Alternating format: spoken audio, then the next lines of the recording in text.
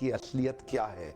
What is this multi level marketing? ये होता क्या है? नेटवर्क मार्केटिंग कह लो, चेन मार्केटिंग कहते हैं कई लोग, कहीं इसको पिरामिड स्कीम कहते हैं, कहीं इसको स्कीम स्कैम स्कैंडल कहते हैं। वास्तव में देखा जाए तो मल्टी लेवल मार्केटिंग एक सोचा समझा सैद्धांतिक फिलोसॉफिकल साइंटिफिक प्रोसेस है एक प्रोडक्ट गुड्स एंड सर्विसेज को मार्केट करने का। मल्टी लेवल मार्केटिंग एक अपने आप में बहुत अच्छी इंडस्ट्री है, लेकिन क्यों उसका नाम खराब है, क्यों लोग नहीं ज्वाइन करना चाहते? देखिए दो प्रकार की चीजें हैं, या तो कोई स्कीम स्कैम वाली कंपनी आ जाती है जैसे वो शारदा स्कैम, या जैसे वो स्पीक एशिया, या और भी अभी पीछे एक कंपनी आई थी जो बाइनरी के साथ आई थी, भयंकर विस्फोटक रूप से फैली, कई करोड़पति उन्होंने बनाए और रातों रात अचानक गायब हो गई।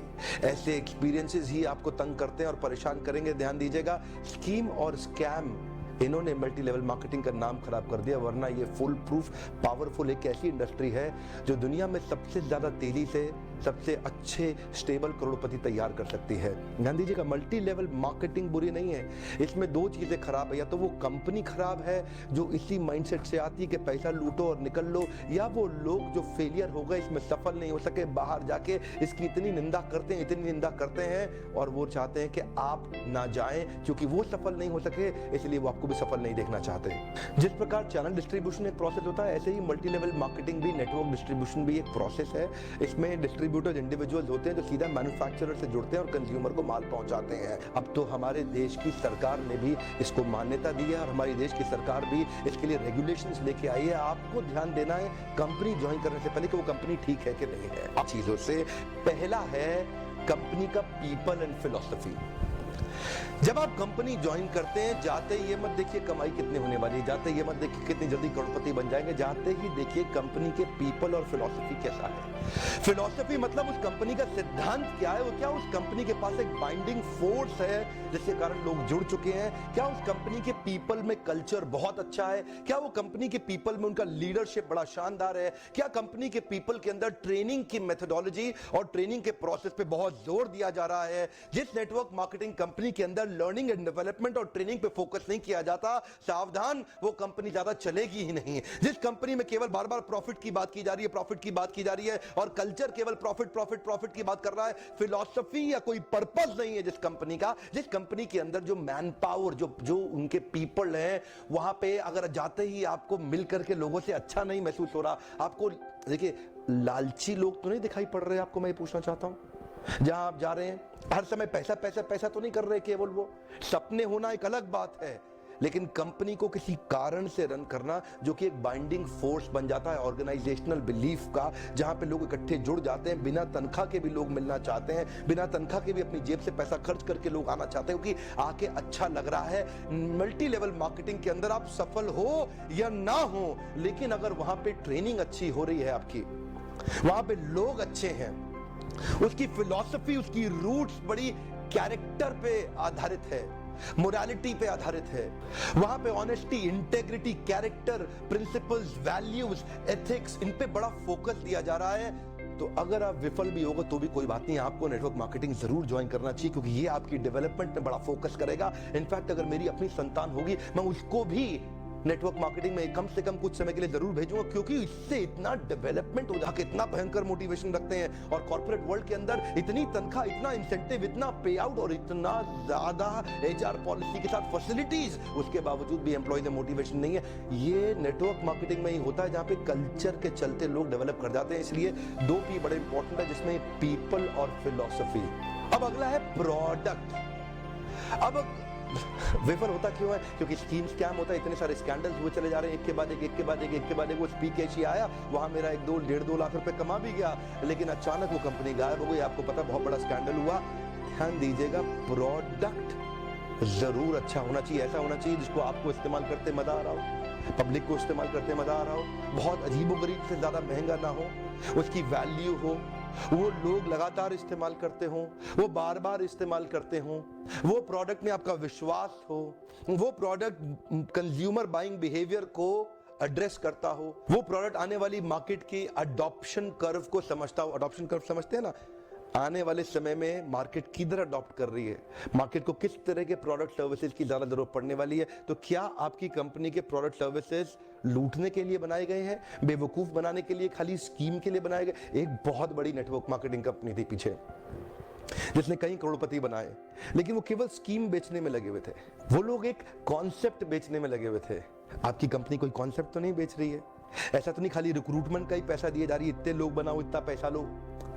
सावधान, प्रोडक्ट अच्छा होना चाहिए और जिसको आपको इस्तेमाल करने में मजा आना चाहिए। अब फाइनली आता है कंपनी का प्लान या प्रॉफिट पे आउट। उनका प्लान प्रॉफिट पे आउट कैसा है वो अब देखिएगा आराम से। प्रॉफिट आखिरी चीज है। अगर ये पहले के 2 P जो मैंने ठीक से समझाया, अगर ये पूरे हो गए, प्लान प्रॉफिट अपने आप ठीक हो जाएगा। आप थोड़ा सा बस देख लीजिए कि ऐसा तो नहीं है कि कंपनी साल के एंड में पैसा देती हो, आपको हर महीने या हर हफ्ते पे आउट मिल रहा है कि नहीं मिल रहा, वो एक इंपॉर्टेंट चीज है। और प्लान प्रॉफिट आपके लिए रीजनेबली अच्छा होना चाहिए। बाकी 2 चीजें अगर ठीक हुई, प्लान प्रॉफिट, कमाई की चिंता मत करिए, बहुत होगी। एक्चुअली नेटवर्क मार्केटिंग में पावर ऑफ कंपाउंडिंग काम करता है। You know what is power of compounding? Compounding effect. Einstein says compounding interest is the 8th wonder of the world.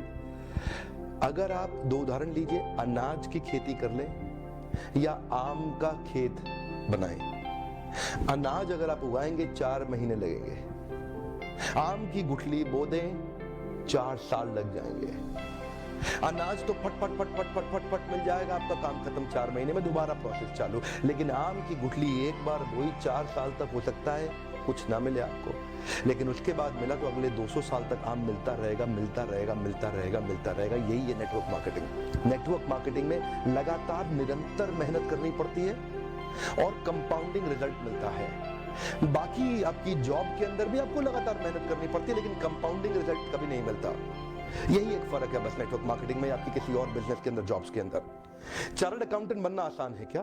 Company secretary बनना आसान है क्या? आईएएस ऑफिसर बनना आसान है क्या? आप आईआईटी जेईई की तैयारी कर रहे हैं, बहुत आसान लगता है क्या आपको? आप एम्स मेडिकल इंजीनियरिंग कॉलेजेस की इतने एग्जामिनेशन की तैयारी हो रही है, इंटरनेशनल मैनेजमेंट कॉलेज, आसान है क्या?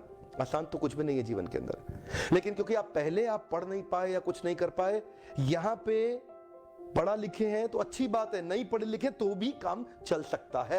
आपकी मेहनत चाहिए। नेटवर्क मार्केटिंग मेहनत करने वालों का धंधा है कि मैं नेटवर्क मार्केटिंग के फेवर में खुल के समर्थन में आया हूं। अगर आप विफल हो जाए ना तो भी कोई बात नहीं, उम्र की शुरुआत के समय में किसी एक अच्छी कंपनी को पकड़ के एमएलएम जरूर ज्वाइन कर लो। विफल होने में भी कोई समस्या नहीं, क्योंकि वहां पर लर्निंग आपके लिए बहुत हो जाएगी। ये इंडस्ट्री आपको अंदर से ताकतवर बना देगी। जिंदगी में कहीं भी जाओगे उसका लाभ प्राप्त करोगे। क्या फर्क पड़ता है? गलत लोग तो हर इंडस्ट्री में मिलेंगे आपको, इस इंडस्ट्री में भी मिलेंगे। इंडस्ट्री से अपना विश्वास मत उठाइए। यहाँ पे गलत लोग और गलत कंपनी को बहुत सटीक रूप से ध्यान से पहचानने का प्रयास करिए, वरना इस इंडस्ट्री के तो कई फायदे हैं जो मैं आपको भी शेयर करना चाहता हूँ। पहला फायदा, इस इंडस्ट्री में आप अपनी तनख्वाह का चेक खुद ही लिखते हैं। अगर आप मेहनती हैं तो आपका रोजगार सुरक्षित है।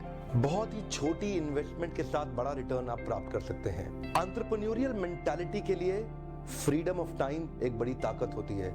आप सीमित नहीं है एक गांव, शहर या राज्य तक, कहीं भी ट्रैवल करके ओपन मार्केट में किधर भी आप धंधा बिल्ड कर सकते हैं।